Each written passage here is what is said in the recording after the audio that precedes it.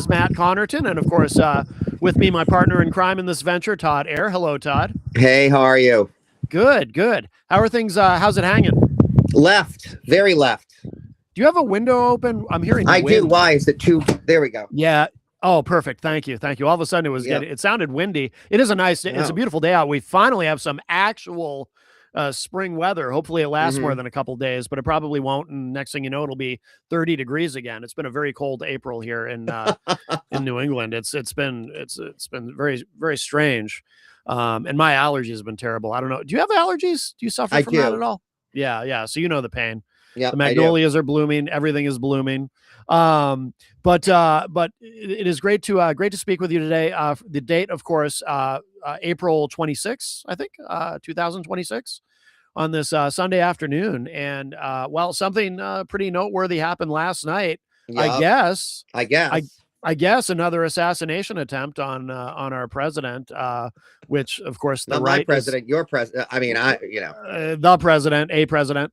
That of course the right is already milking for all it's worth, talking about how, well, this is yet another example of how violent the left is, and they should only say nice and pleasant things about the president so that this doesn't ever happen, but we're under siege and all that. And you had posted something on social media that I thought was very eloquent, talking about, where the level of rhetoric in this country, who is actually responsible for it. And it certainly is not the left. No. And by any objective measure, in my opinion, but you I mean, you're right. Exactly. I mean, and even now, I think you could argue that even many members of like the center left have like really sort of stepped up and started to like, join in the fight. I guess it depends on who, of course.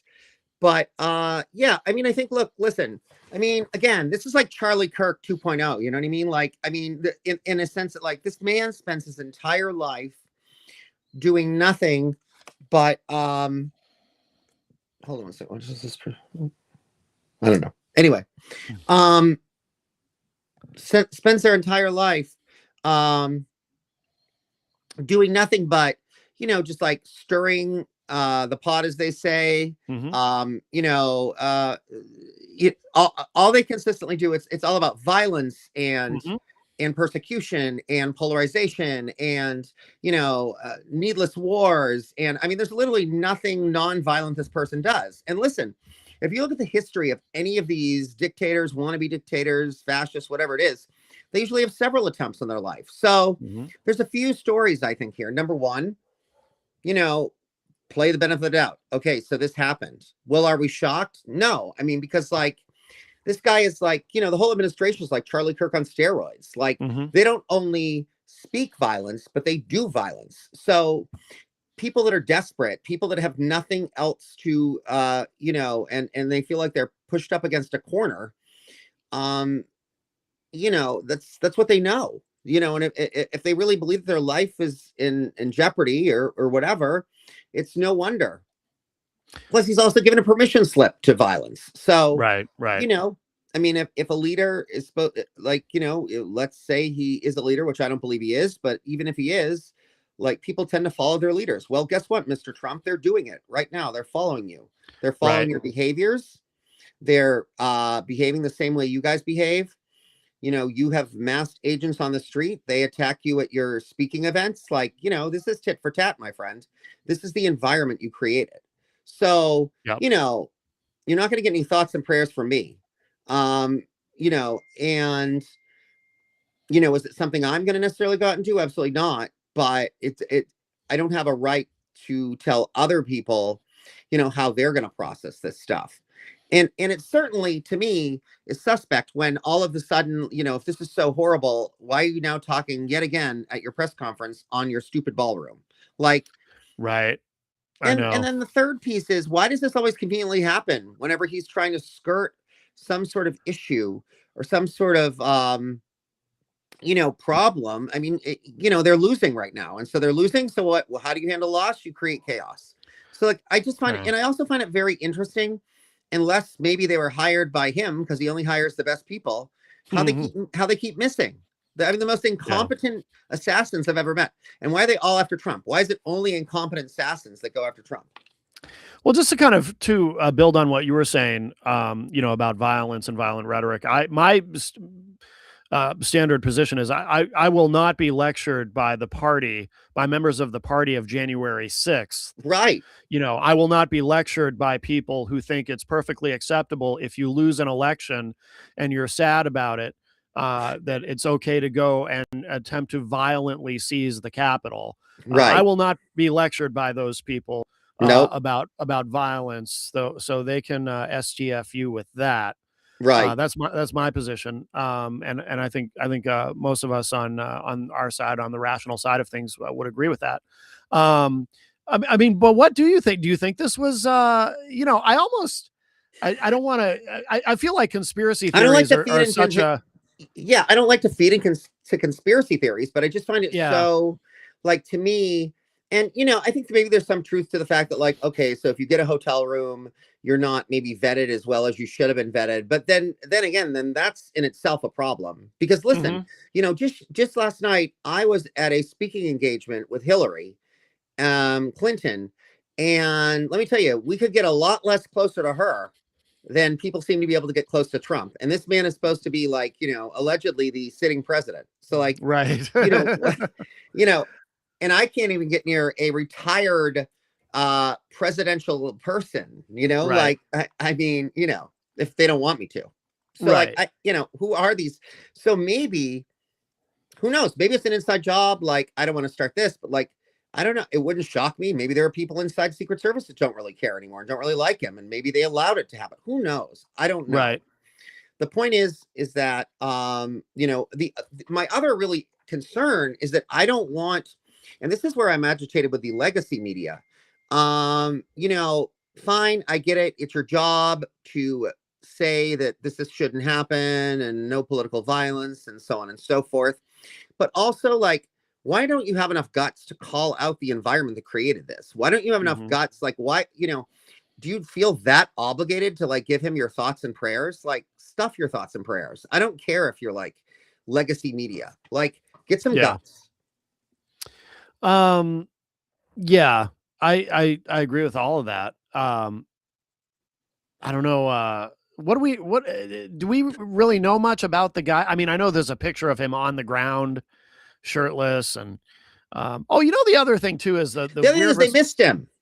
Yeah, I mean, and also, like, I mean, it's just all so ridiculous. He got pretty far with a shotgun, a pistol, and three knives. yeah, yeah. I mean, I couldn't even get into the I couldn't get past the snack bar into, like, the like beginning of the conference area last night with Hillary Clinton until I went through, my bag was searched and I went through metal detectors and I had dogs sniffing me indirectly to make sure I had no bombs on me. And Right. I had to drop off my laptop hours beforehand so it could be vetted. So, Oh, like, that's interesting. Really? yeah, so, like, I mean, I Huh. don't know what happened, but that's what I was told. So, Oh, like, wow. all electronics except for handheld had to be vetted. So, like, you know, and that was for Hillary. Yeah, Well, yeah, so maybe the answer is he just has lousy security. I don't know. yeah, yeah. And did you Um, see Stephen Miller? Uh, you know, Holding his pregnant wife, but his like pregnant wife. in the picture, it looks like he's using her as a human shield. Well, that's what he probably was. And his unborn child there. I did not realize that that they were spawning and that he was going to have How did all a, these a asshats child. get invited too? Like, that's ridiculous too. Like usually it's the president, not every fool in the. That is very interesting, isn't it? That so much of the cabinet was there. There's also this It's also weird. a bad idea. Yeah, they don't usually do that. There's also this weird clip of. Did you see this of Caroline Levitt talking Oh about God. before all this happened? Talking to somebody from Fox or somewhere, talking about how great Trump's speech was going to be and how funny it was going to be and this and that. And she said, there might be some shots fired, sort of implying that, Oh. and she actually used that term, shots fired, implying that I guess we were supposed to take that as a viewer as, oh, Trump might take a few shots at people in his speech, but it turned out to be literally what happened. Uh, that's it just makes you wonder, like again, not to be a conspiracy theorist, because I do think that's sort of a coin of the realm of the right wing. But something like that does make me wonder, did she say that? Like, why did she, was there something subconsciously that caused her to choose that phrase? Not I think you're giving consciously, her too but much credit. maybe, I I don't don't know if I know. follow that because I don't feel like she connects the dots that easily. Or that she's that clever to come up with like, a witty metaphor. So you're No, giving no, her, no, no, no, but I mean, not intentionally, but just unintentionally letting I something don't know. slip, If I you don't know know. if you know what's going on in KKK Levitt's, brain, then you're a better expert on that than I am, my friend. I have no clue. Like that woman is nuts. Why do you call her that, by the way? I know you explained this to me once before, but I can't remember the reason why you call her KKK Levitt. Because the KKK, like she's racist and Oh, she's I didn't know if there was some, like, if she had a specific tie to well, it's the something. Caroline Levitt, so like, but with a K, so like you go KKK Levitt, so you just have the two Ks. Oh, I see. I gotcha. I gotcha. Yeah, yeah. Okay. Yeah. But So, anyway, I mean, and now they have succeeded yet again. And this is where I blame the legacy media. Like now this is what we're covering. We're not talking about Iran. We're not talking about the 24 million that his son was handed over by the Pentagon for a, arms deal, which he has zero experience in. right. I heard he doesn't even have the technology supposedly. So like what this contract is for, I don't know. I'm sure it's just spending money and pocket change in Dubai. Right. Like this is all just ridiculous. Yeah. Yeah. So, again, whenever these things happen, it always makes me take a pause because my concern is that, like, um, are we betting on the right horse? Like, or are we going to get fooled again? Like, are we going to like throw in someone that, like, supposedly is going to be this fighter and then they turn around and they just like give all these people pardons? I just, it's my biggest fear. You mean in terms of the next election, or what do you mean? Yeah, I mean, if we don't get in there and actually do Right. what they're all saying, which is accountability, accountability, accountability, prosecution, prosecution, prosecution. If we Right. don't do that, the American public, and people like myself, which are opinion leaders, will drive this to the American public. I will no longer Yes. support them. I will Right. not. I will become like one of these people that I'll become anti-government at that point. Like honestly, Yeah. because Yeah. because they don't deserve our respect anymore at that point. It's easy to see. I mean, I kind of went through my libertarian phase. I'm no, not libertarian. I'll become socialist. No, but when you say anti-government, though, what I I just wanted, mean I'm gonna like not trust any of them. I'm gonna go back to. I mean no, anti-establishment. I'm gonna no, be like, no, well, I get that. none of I them mean, hold. no, Not I get, anti-government, like no government, but just like yeah, no, I get that. I just, but what I was gonna say is maybe it's I kind should of say I'll be a this. proponent of doing a full house cleaning. Well, yes. No, that makes sense. No, but what I was going to say is this is though an example of the way you're thinking about this. This is how some people, because I know a lot of these people, I know a lot of free staters and stuff. This is how some people end up being libertarians, because they get to a point where they say all these people are corrupt, all these people are out for themselves, they all fail us, so I just don't want any of it. So while that is not practical, which is why again for me it was a phase, Right. um, because I recognize that that's not practical in the grand scheme of things. It's just not how life works, and it's not how you run a country. But I am sympathetic to how some people get to that point, because I think in my own mind at one point I got to that point where I just said, "Well, what is the point? They're all No, I mean, bad." so me, I'll just go back in my own little bubble and like really laser focus on specific topics and issues and worry about supporting. I mean, now the good news is because of everything that I've done, in the last since the Harris campaign, my tribe has certainly expanded, and it's not just LGBTQ people and our allies. Like it's much bigger.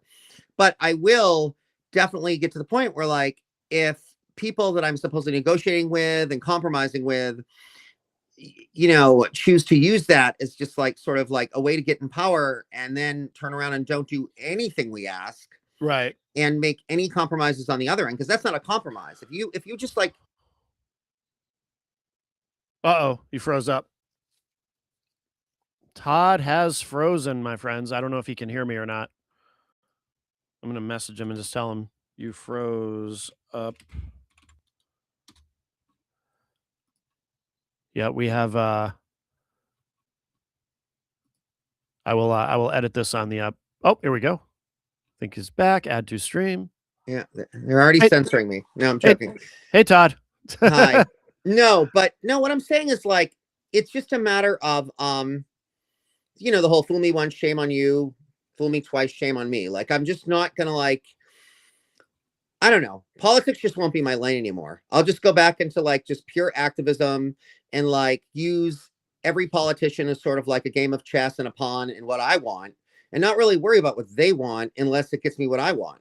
And not really worry about Mhm. like a big picture like is this what's best for the nation kind of thing because to me like I've stepped up and I've put things on hold and I've done things that are, not selfish and are dealing and in some cases helping people that like I don't know and I'll never know and and I understand the value of that. But like at some Mhm. point I'm sick of like fighting everybody's fights for them but then having them not step up and join like you know I think a lot of I mean I'll take this and just Democrats. run with it. I'll just be like Yeah, yeah, I'll be a celebrity political person and just make money yeah. off it. Screw it. I think a lot of Democrats feel that way though about the Democratic Party, just about the establishment. That's why people hate, people like Chuck Schumer, for example, because there's a sense that well, none of these people are really there for us. The establishment is not there for us, and that's true of both parties, obviously. But I think it's maybe not quite as true with the Democrats, but almost. You Yeah, I know, mean, I think that we can go. So I think it's okay to have like realistic conversations and be like, look, if I help you, you get this. And if you help me, I get this kind of thing. So mhm. I'm okay with like an open dialogue that like acknowledges this quid pro quo that's out there. And Yeah, we just are honest about it. That's right, okay. Like, right, I don't, my goal really is to sort of get to certain you know, results. I don't really yeah, care about the path getting there. I guess that's sort of where I'm at this point. But like, right. I'm not naive to think that like we're all gonna do this based on like this like idyllic, unity. Yeah. Now, how are you feeling at this point about 26? Because it's looking, from my perspective, it's looking better and better every day for us for I mean, it's looking 26. excellent, but again, it's like I've heard so many people that people who I respect, people that I've, all different from all different sort of ranges in the Democratic Party, and we'll see. I think it's a we'll see because like, yeah, first off, there's almost two litmus tests here. It's like A, he's handing us the election. So Mhm. if we fail this time, we fail, not him. Like, how do you fail this time? Right. Secondly, let's be positive. Let's say we win. Then what? Like, I want to see us really do something because we're just going to be the dog chasing our tail constantly if we keep on doing the same old song and dance. Mhm. I think it's gonna be a different song and dance, though, I hope so. in that well, because it has to be, I think, because Oh, it does. It does. But that what doesn't mean it will be. this administration has done some unprecedented things in terms of, I agree with that. But I still, I want to believe that there's some self-righteousness and there's some justice warrior in these people. And that's really part of it. I'm not so naive as to realize I understand when you're at their level, you're going to have some personal gains mhm, and, there's a part of you that's in it for you. I mean, part of it, I'm in it for me in the sense that like, obviously I don't have a problem capitalizing on doing good. right, I don't have a problem with that. right, I want to do that too. I'm doing it right now. Like right, if this show explodes because I do good things, then great. I'll take right, this and I won't be ashamed of it. right, of But course.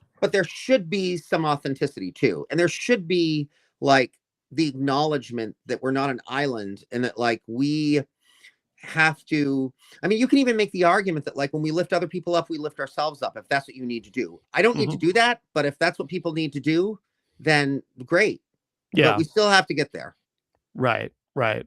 Um, Something that's been interesting to me is that, the way that Iran has really kind of, made people made a lot of media people on the right begin to question their support for Trump. Tucker Carlson probably being one of the best examples, as far as he's really been out there and kind of just apologizing for. But the thing is, though, He's a but grifter even though. well, he is. and he sees where things are going, obviously. But the other thing that frustrates me, that annoys me about these people, because on one hand, okay, if you are a former Trump supporter, and I think we've talked about this before, if you're a former Trump supporter and you want to, and you finally somehow, I don't know why it takes anybody as long to figure it out as they do, but if you actually genuinely, not because you're a grifter, but you genuinely have finally figured out that this guy's a Sure. con man, Sure. and you want to come over and join us, great. And I welcome them with open arms. And I don't want to be a gatekeeper. There's a lot of gatekeepers. No. I don't either. Right. But the thing that frustrates me about a lot of these people, about most of these people, with very few exceptions, is if you listen to the way they talk about Trump, they're very careful still, even if they have completely turned against him over Iran and Epstein from a policy standpoint. They still have that Trump devotion syndrome where they still make excuses for him, because even Tucker Carlson, now that he's like saying, I'm sorry, I misled you into supporting this guy and I'm sorry about it. Even he still says things like like the president's being misled. Trump has the wrong people around him telling him the wrong things. Even now, he won't actually blame Trump himself. I mean, these people were specifically selected for their incompetence. I mean, can you imagine this job interview? Like, I was joking yesterday, and we were like kind of doing this silly little thing, because we had a lot of time to kill. And we were doing this thing, and I'm like, this is what a Trump job interview looks like. Okay, so, you want to be the head of public health. What do you know about public health? Well, nothing. Okay, great. Okay, that's a good point. Now, yeah. And what is your main goal? Is your goal to really make America great again, or is your goal to increase your personal net worth and your position in power? Well, really, I'd like to leverage it to make my life better and my friends' lives better. And I also want to make it and rig it so other people can. Mm-hmm. Excellent. You're in. Yep. You get the job. That is how he interviews. Yeah. Well, the thing is, too, and I remember worrying about this going into, with the advent of the second administration, is obviously a lot of the people from the first administration who I think on balance, in a broad sense, you could make an argument that the first administration in the macro was more competent just in terms of who was there than the current administration. So, but because a lot of those people either ended up in jail or they turned against Trump or this or that. So now he had, slim pickings. I mean, he's lucky to have gotten someone as mainstream as Marco Rubio for his position. Yeah, but he's polluted him. Yeah, exactly. But although I'm not sure Marco Rubio's, I mean, he may yet be a nominee in the future for the Republicans, but for the presidency. But well, that doesn't mean it's a good idea. No, not at all. But really, I mean, Kash Patel, I think, he may be on the verge of getting fired. He's a drunk. They've got this drunk dude that, like, I guess allegedly now, like, does public urination and spends government money. I mean, they all are like, yeah, they sound just like Baby Doc Duvalier of Haiti, and like or like the and that's another thing too. Another point, not to go all the way back to that again, but like that's the other thing too. Like in history, like when you are a dictator or you're any of those type of people, then that's kind of par for the course to have like several attempts on your life. Mm-hmm. That's not. So this really isn't news. Like if you look at any of these people, and actually it tracks, and it proves my point that the guy really is a dictator, because like any of the horrible people are constantly having attempts at their lives. Yeah, that's true. Like Saddam Hussein, Gaddafi, all these people. Kim Jong-un is notoriously paranoid. He thinks he's going to be killed at any moment. So is Putin. Apparently. So is Putin. Yep. They have food tasters and all of that just to make sure nobody gets to them. But yeah, Iran seems to have but Iran is really turned off. I mean, people don't like paying, wow, who knew, right? People don't like paying $4 a gallon for gas. Well, it's their fault.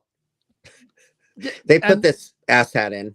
Yeah. And look, they never should have.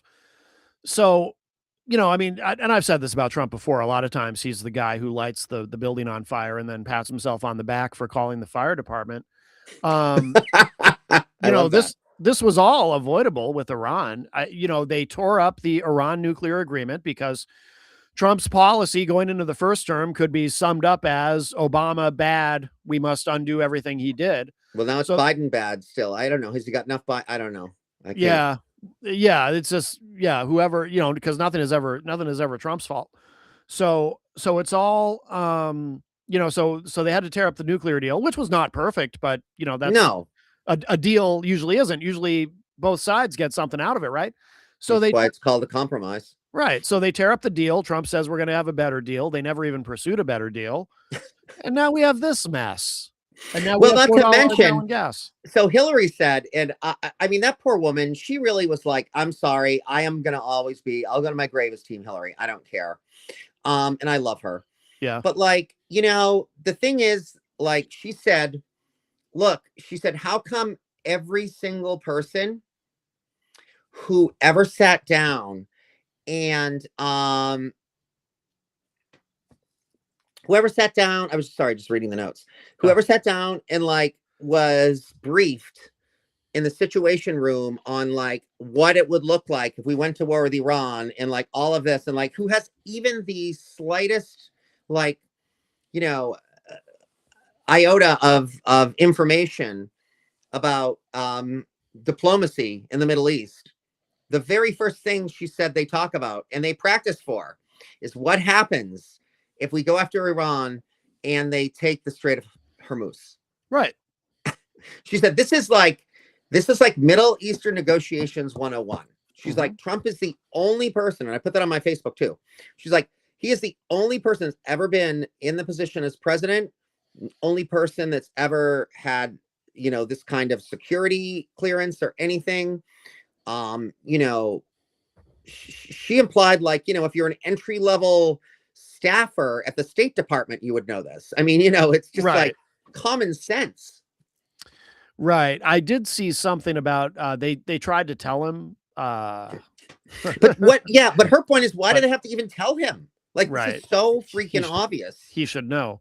But he's got, I mean, he's got Dunning-Kruger syndrome, although turned up to 11 and always had, because he would talk that way. I remember during the first debates for the nomination in 2016, he would talk about, he would talk about ISIS. Like he would say, I know more about ISIS than the generals do. He would just say this stuff with the confidence of someone who somehow had managed to delude himself into really genuinely believing that. Right. So he just thinks he knows. I think he's probably a guy who thinks that his gut instinct is always well, he correct. Does. Well, remember how he said like the only determination of whether he stops the Iranian war and other things is his own brain. Yeah, no, his own sense of morality is what he said. Oh, that's right. At which point everybody said, well, then we're really screwed because he has no morality. Right. Yeah. Which is different than what, remember what George W. Bush used to say? When somebody asked him, this must've been when we went into Iraq. Somebody asked him, have you consulted with your father at all about Iraq? Because obviously, Bush Sr. did Desert Storm. And W replied, no, I consult with a higher father. But Trump doesn't talk to God. He doesn't need. Well, also, God has not on their side at the moment. I mean, it's not my thing either. But like, I mean, as it's been said, the people that it is their thing are not in agreement with him. I mean, the Pope very much is like, bye. Oh, I'm glad you brought this up, because I see a lot of people talking about the Pope on social media. And I think that I like all the people that like used to support the Pope, but now that he's like not supporting Trump, they don't like the Pope. Now the Pope is bad. It's like you went from saying you're like this diehard Catholic to now suddenly the Pope is wrong. That's not exact. See, from my perspective, though, that's not really what's happened here, because people have very short memories. And when it comes to certain things, and what people seem to have forgotten about on both sides, everybody seems to have forgotten about this, that the previous Pope, Pope Francis, when he became Pope, all of a sudden, not just mainstream Christians, but Catholics who are supposed to, and I was raised Catholic, so I know, we were supposed to believe that the Pope is infallible. Although some say the infallibility doctrine is misunderstood and so forth. It doesn't literally mean that his judgment is always perfect, etc. But not to get into that. I'm not a religious person, but I find theology interesting, even though I think it's all Sure. I mean, tales. like, there's a lot of things that are interesting that aren't, Right, exactly. I'm not a fascist, but the study of it's interesting. Right. Star Trek is interesting to me, but I know there's no Spock. But I find I do find Catholic theology interesting. But sure, it's a culture. It's like a culture, and it's got a ritualistic to it. I mean, ritualism is always interesting. But when Pope Francis became Pope, he started saying things that immediately turned a lot, including my dad. My dad was a devout Catholic. Oh, but he didn't like Pope Francis. Because when Pope Francis became Pope, he started saying things like, maybe we should actually care about making sure that poor people aren't starving to death. Maybe we should actually care about immigrants and the Bible says, welcome the stranger. And, maybe we should, so the Pope started saying things, basically saying, hey, all that stuff Jesus talked about? Maybe we should actually follow some of that. He was the first Pope. I thought they were supposed to do. Right. He was the first Pope in a long time to actually say this stuff. And immediately, and people forget about this, immediately, again, not just mainstream conservative Christians, but Catholics, because I saw this playing out on social media. All of a sudden, all these Catholics are going, whoa, what is this new Pope talking about? He's a socialist Pope, because he had the temerity to actually suggest that maybe human beings should actually, give a shit about each other. Oh, we can't have that. Because, conservative Christians, that's the one thing they do not want to hear about. I always say, and Christianity in a broader sense is fascinating to me because you have this entire religion that seems to be constructed around this idea, or have morphed into this idea, that you're supposed to love Jesus and accept him as your Lord and Savior, but also keep him at arm's length and try to have nothing to do with anything the guy ever said or cared about. And I saw that playing out with Pope Francis. Pope Francis started saying things like, yeah, we should actually, care about people. And Christians everywhere went wild, like, whoa, what is wrong with this guy? So the reaction to Pope Leo actually predates Pope Leo, because it started with Pope Francis. People started turning against the Vatican the minute Pope Francis actually suggested that maybe being a good Christian should not involve treating people like shit. And nobody wants to hear that, apparently. So it's really just a continuation of that, because I'm noticing how surprised some people are at the reaction to Pope Leo. It's like, no, I saw this all coming. Well, there's a whole faction though of the Catholic Church. I mean, and I would say that like Vance is probably part of that umbrella, if you will. Yeah. Or that tributary into this side of it. But like, it's kind of this crossover hybrid with the evangelical Protestant Christians.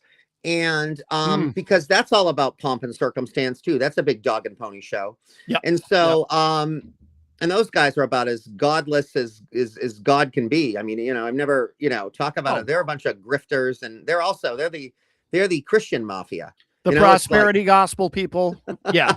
who are so overtly anti-Christ with their materialism and all of it. Pro embezzlement and pro extortion. These guys are like it's understandable why MAGA likes them, because they're the same. Paula White and all those people, right? Yeah. What's his face? Joel Osteen. What a loser. Osteen. He's a little different though, because I don't like him. No, I don't like him either. I think he's a grifter, but he's only different in the sense that he's almost like, of all of them, he's the most secular. He's almost more like a motivational speaker who kind of mentions God here and there so he can keep that tax exempt. Oh, he does. Status. Yeah. What, did the other ones not? I thought they all did. I thought these like mega churches in Texas. Yeah, but Osteen is a little less heavy on the God stuff than the rest of them. And you mean Osteen's a little less heavy? Yeah, he doesn't like Osteen almost. Thank God I've never heard the other ones. Yeah, I mean they're all bags of shit. But I don't believe any of those people actually believe in God either. No, they might. I don't think they do, because if they Well, did, it's a different type of God. Like if they believe in, they might believe in the, the man is like the ruler. Like they're very like trad wife, like yeah. what was the, oh my God, why did I space that? The show. What was the damn show? Oh, I know what you're talking about, and I can't remember the name either. Why did I just totally spaced that? I Oh, know that. Handmaid's Tale. They're Okay. very Oh, Handmaid's yeah. Tale. Yeah, yeah. So that is a type of Christianity. I mean, yeah. Well, I'm talking specifically though about the Olsteins and the Paulowites. Right, but I'm saying I think that's what they are. Like basically, they're like what the religion would be like if Handmaid's Tale was actually came to fruition. They're what they are. Like that's kind of what they are. Well, my theory is they don't. That they're depending on their followers to believe that, but I don't think they believe that. I think they're actually secretly atheists, because if they believed in God, on any version of God on any level, they would be legitimately terrified of going to hell for what they do. Well, no, not if they think they're preordained. I mean, that's the thing. A lot of these people think that they themselves are like the chosen ones. That's what I'm saying. So I think that's a possibility. Yeah, it's possible. I think some of them are atheists. And if you think you're a chosen one, I mean, really, that's not new. Like Roman emperors and all these people, the kings and queens, true. Like they thought they were the chosen people. So Donald Trump. Yeah, Donald Trump. So, like, I mean, I guess I don't know what his deal is, but like, I don't think he believes in God. But Republicans, right? And Republicans generally seem to believe that he was chosen by God. Well, there's things all over, even pretty mainstream media about last night that were like, yet again, he's been protected by the Holy Ghost or whatever the hell it was, and because he's here to save us. And oh my God, like, I know. Please don't save us then. If you're here to save us, let us die. Oh my God.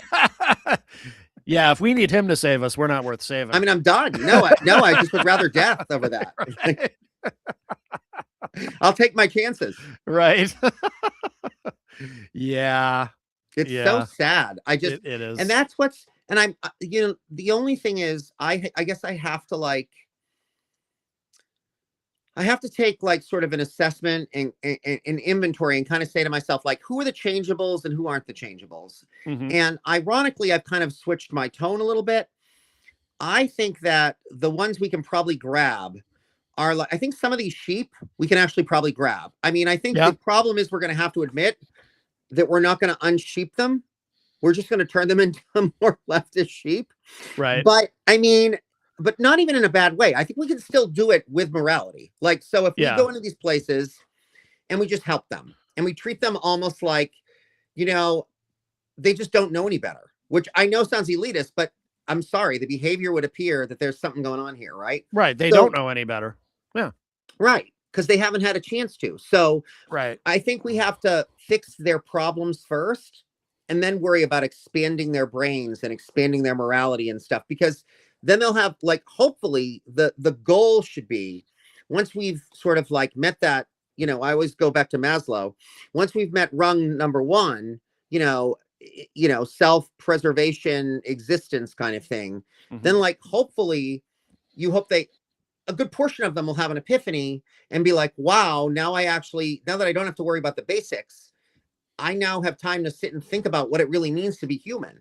And I can now think about what it means to like think of somebody else, and in their case, love thy neighbor, and think about other things, and maybe, or pay it forward, or support good karma, whatever word you want to use. Right. And so I think, ironically, we're going to have more success with the mob because the leaders have things to gain from it. Yeah. And even the tertiary leaders, even if you're like Billy Bob and the big, tow truck empire, and you're the only empire in that one town, it actually benefits you to keep these people in this feudalistic landlord type like culture, because that's how you're gaining so much power. You're not gaining it really on your own merits, and you're not really gaining it on your talent. You're gaining it because you like took maybe a little bit more risk than the other guy, and it paid off, and you got one windfall, and you just built upon that. And then you made sure to have bullies in place to keep any competitors down. And so those people we're not going to win over, because they do benefit.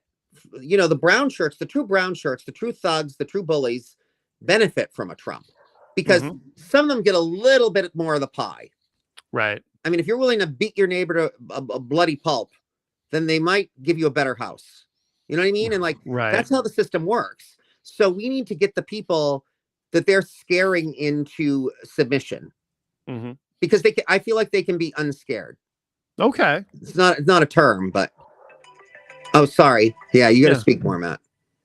Oh, yes. So, no, I agree with you. I think that, I mean, what are your thoughts on that? I think part of the challenge is, when you try to talk to these people about, helping them, for example, we have a housing crisis, just use that as an example in this country. If you talk to these people about trying to help them with that, because obviously that affects everybody, regardless of how you vote, that affects everybody. They've been so programmed to believe that government makes everything worse. So their reflexive reaction is, well, I don't want socialism. Socialism is going to make everything worse. And they hear any kind of a solution that involves the government, they automatically assign that to being socialism. Well, what if we're more careful with our messaging? Like, what if we just go in and do the thing and don't necessarily give it a title, and just try to be humanists? You know, like, that's one thing. I know in Sarah's campaign, that's one thing we kind of talk about and toss around, is we say, maybe don't call ourselves progressives, call ourselves humanists. Right. What do you think of that? Although the word humanist might turn some people off, because if you, because people who are believers and, their imaginary friend in the clouds, they don't like the word humanist. Because humanist implies humanist implies atheist, I think, to some people, even though that's not literally what it means. But I think that's what religious people, when they hear a word like humanist, I think that's what they think. And they're like, no, I'm here for God. I'm not here for me, even though they are here for them. And they know, and they behave in a selfish way. But so it's tricky. Are there, I mean, so I guess I have to me, it seems like there should be sort of like this idea, because I thought, and I might be wrong, but I thought is really any species that can think. The main goal is like a level of self-preservation. So yes, can't most, especially mammals, but other animals can do this too, and humans, being a mammal and being a species, can't they come to like connect the dots and say, like, when I do this behavior, like, this makes my life better, and this group or this sort of like impact over here is negative and making my life worse. Yeah. And can I like shift it? You would hope so. You would hope so. I think the challenge is, though, people have had generations of programming, that government is bad. Everything's immigrants and trans people are responsible for every challenge in my life, Yeah. I don't know. I mean, I feel like that's not what I see, to be honest. Yeah. And it's not what I've seen in the studies. I learned a lot from the Harris campaign, and I really felt like if you meet people where they're at, a good portion of like, I'm not talking about people that are literally brainwashed. I do think there's a point where they're literally brainwashed, and maybe they're even, savable, but it's going to take time. It's not, that is not an easy fix. Right. Because there's something else going on there. Life condition and almost like a PTSD type environment that put them there. Sure. But people that are just sort of like either don't want to be bothered with all of the minutia, and or they don't feel like they have the ability to be bothered because they're too worried about the day-to-day. I feel like they can probably, at the very minimum, if they're anyone I would say of like average intelligence or better, could at least stop and make that pivot. You would hope so. The other big challenge is I think that most I'm not people, selling this to you, Matt. No, I'm just telling you my. I mean, I'm not trying to be negative or cynical. I'm not trying to be. I guess I am by default. But I think that the other problem is that we live in a country filled with low information voters. And I'm not just, for anyone who thinks I'm being elitist or whatever, I'm not just talking about Republicans. I'm talking about everybody. Oh, because no, absolutely. Yeah. Because most people are too busy. or they're too distracted, or they feel too disenfranchised. Some people, I mean, I've met people, and I'm sure you have too, who at one time were very politically active and passionate, and they get to a point in their lives where they get discouraged, and they just kind of say, you know what, I'm just shoveling shit against the tide, and I can't make anything better with my vote. So I'm just like, I know people who have said that almost exact thing to me. Well, I used to vote, but now I don't even vote because it just doesn't matter. I think so. A lot of people just stop paying attention, and the people who do pay attention, people like to. We are addicted in this country to confirmation bias. So, and again, this applies to everybody, not just Republicans. For anyone who feels I'm picking on them, but people tend to like to listen to and watch and read news sources that appeal to their pre-existing biases. That's why Democrats watch MS Now and Republicans watch Fox, right? So just to use, I mean, that's, I'm being a bit reductive, but just to make my point, I think that that's a big problem too. And I don't know how to overcome that. Well, I think that if the sort of, I guess, I mean, I don't know, and this is going to be probably my bias, but to me, I don't really see MS, like, I don't know what the equivalent would be, but like, I don't see MS Now as the equivalent of Fox, even though the Republicans see it as the equivalent of Fox. I think they're still trying to do like hard news and hard journalism. Yeah. I agree. mean, yeah, there's some op-ed there for sure, but yeah. I mean, you also have to be blind, deaf, and dumb to not want to criticize what's going on right now in many respects, if you're in a position to be able to do so. Right. I'll premise it with that. But on the flip side, I would say, what if we, another experiment would be like, what if like the Bulwark became the next Fox News? So like something more along the lines of that, or even like Huffington Post. You can't really say it's like left leaning. It's really not. It's like kind of, I would say, I mean, I guess people might say it, but I don't know. I mean, I guess bring to the table the more center right Republicans and let them create something. Like, I'm open. I'm not a center left Republican. I'm a center right Republican, or a slightly socially left, but conservative otherwise Republican. So it's probably not my place to come up with this tool. Right. But I really, I guess at the end of the day, believe that almost because it's what makes sense practically, that's still the vast majority of Republicans. And therefore, there's got to be some that want change. I mean, there is. I mean, look at Kinzinger. But I mean, Kinzinger is a really exceptional example. I mean, he's really, very impressive. I agree. Yeah. But there's got to be people that work for him or follow him that aren't necessarily on as, laser focused as he is, but still share a lot of those same, he's got to have his followers. So why don't those people come up with a solution?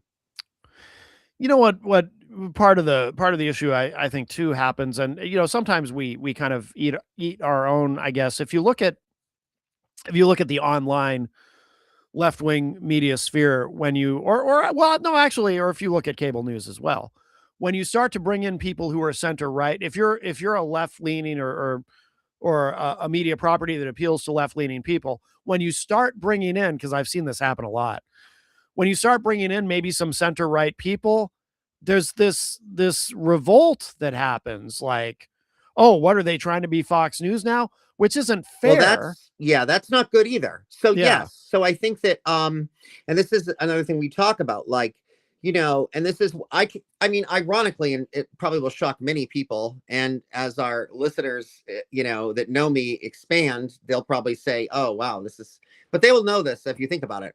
My goal is not what people think. I am actually a bridge builder. I'm just a very firebrand version of a bridge builder, right? So I really put everything on blast, and I expose all of our weaknesses and all of the cracks in the foundation on both left and right, and say, look, guys, if we don't fill this in, the whole damn bridge is going to fall down on both sides. And I'm very privileged and very lucky to be able to talk to very leftist people and very establishment Democrats, and even some center to center, right-ish Republicans, your old school Republicans. I admit that's a privilege. Yeah. But I do think it's also, as they say, with privilege comes responsibility. Well, then it's my responsibility, to sometimes and try to be authentic. And I think more of us need to do this. Like, make it be as public about, when people on the opposite end of things fail. We need to also be as public, but like at levels, so like not everyone that fails is a Schumer, right? Like Right. on our end. Some of them just maybe drop the ball sometimes, and that's Right. okay. And I Yeah. think those are the kind of conversations. And I guess maybe it doesn't sell as many stories because it's not as exciting, Right. but that's the reality. Yeah. Like Yeah. most people are somewhere in the gray area, myself included. I don't always get it right. My Right. notion on Palestine initially was not as, I remember. I didn't know as much as I should have known. And like, I changed Yeah. it and I learned. Yeah. Yeah.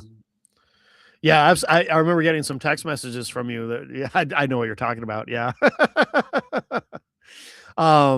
Nah, I think that's, It's I think true. And that's my notion true. on socialism, to be quite honest, was not as open minded about. And that's way more open minded now. So, Yeah. people can change. Well, my rap about that. I think I'm sure I've said it on this show. It's like, I get frustrated with the whole, socialism versus capitalism argument to begin with, the way it's constantly framed as you have to pick one or the other. And it's the right that does this. I don't think we do this, but people do this on the right. Well, you can either have socialism or you can have capitalism. You can't have both. And it's like, no, you literally can, because we literally do. We have both. We've always had both. We always will have both. They intermingle quite well, it turns out, and they kind of depend on each other, at least in the American economic system. So now we can argue about, do we want more or less socialism? Do we want more or less capitalism, and so forth? We can have those arguments, and we should have those arguments. But I get so frustrated. I'll see these videos online. These people trying to do their dumb little man on the street interviews. What do you think? Should we have capitalism or socialism? And they get every. Of course, they only show the ones where they say, "Oh, obviously we need capitalism and socialism is terrible." It's like, no, we have both, and that's what we've always had, and that's what we always will. That's my I mean, the rap church about that. itself is socialistic, is it not? Well, yeah. If Or you communist? I don't know. Maybe well, I don't know which one is. well, if you're talking about the Catholic Church, yeah, according to a lot of disgruntled Catholics, when Pope Francis got in there and started talking about wanting to actually feed people and things like that, yeah. But I'm saying, isn't the word commune comes from communal, comes from church, right? Or am I wrong? Right. I don't. No, I believe you're correct. And actually, some people, now I don't say this, but some people, I've heard Lawrence O'Donnell say this, for example, say that Christ was the original socialist. Yeah, I have heard that. Yeah, yeah. Which I think an argument can be made for that. Sure, but at the end of the day, it's all semantics. It's all words. Like, well, I think what really matters is the actions. Yes. Yeah. 100%. 100%. So anyway, did you, before we run out of time, did you want to say anything about the campaign? Yeah, I mean, I think that, like, kind of what we were talking about sort of segues right into things. I mean, I think that, I think Hillary said it really good yesterday. She was saying, oh, there's two buzzwords and we can't trade off one for the other. And that's accountability and affordability. And that's really in her mind. And I think in a lot of people's minds that have studied this and practiced this at verbatim, that's the lane we have to get into. And it's a great lane to go because it doesn't like dismiss the economic challenges in this country and the economic needs and the people that don't have enough. But it also doesn't dismiss those of us that were saying quite loudly. And I don't want to say I told you so. And it's not that I told you so, but all you have to do is look at the examples. Democracy is in danger.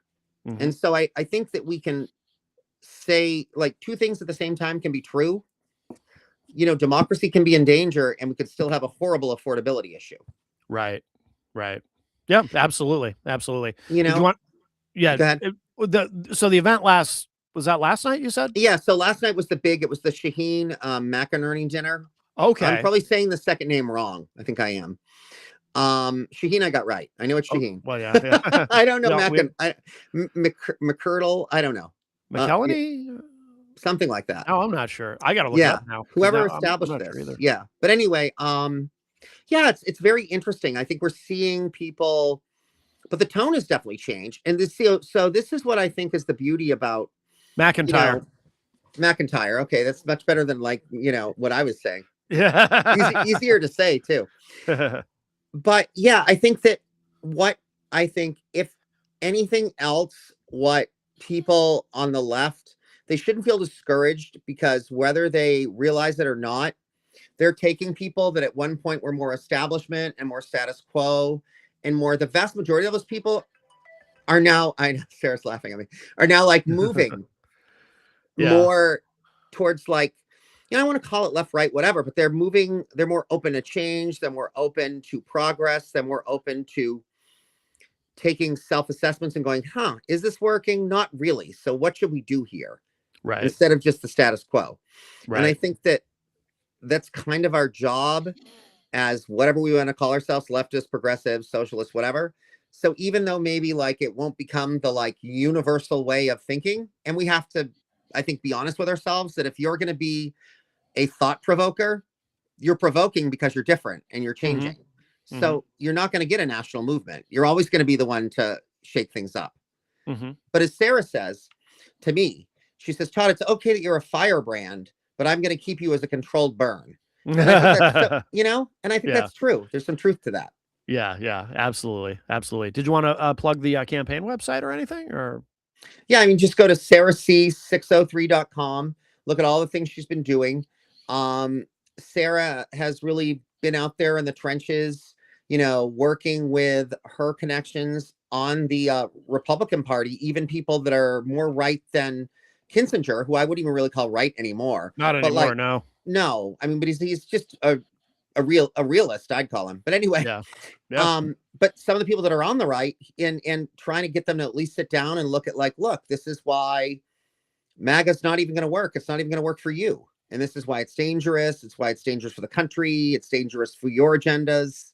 It's dangerous for your party, and just trying to get these people to have open dialogue. Mm-hmm. So she's already doing the work. And I think that's pretty impressive. Absolutely. Absolutely. Sarah Chudzinski. Very good. Very good. Well, so we are, we gotta start to wrap up. You have a place to be, don't you? I do. Where can people find you online, Todd? All my Facebook page. They can find me on Facebook. They can find me on here. I would say I need to get better with Substack. Me too. I need to, things to come. I actually sat down and this will be something to talk about, but I met with a guy yesterday who is sort of trying to become the answer to the an online version basically of the dying local and regional newspapers. Oh, interesting.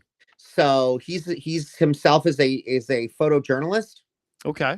But he's interested in getting people like you and I involved. And I said, we'd definitely be interested. So more to come on that. I think it's an interesting project. Yeah. Yeah. I'm very curious to know. Really tell some stories that need to be told. Outstanding. All right. Well, good. And if you want to follow me, know more about me, mattconnerton.com is the hub. And of course, please like and subscribe to the podcast, or I should say like and subscribe if you're on YouTube, or subscribe on your podcast platform of choice. And I guess that's it. Episode 16 in the books. All right. Oh, Todd, wow. 16, right? 16, sweet 16. Yeah. All right.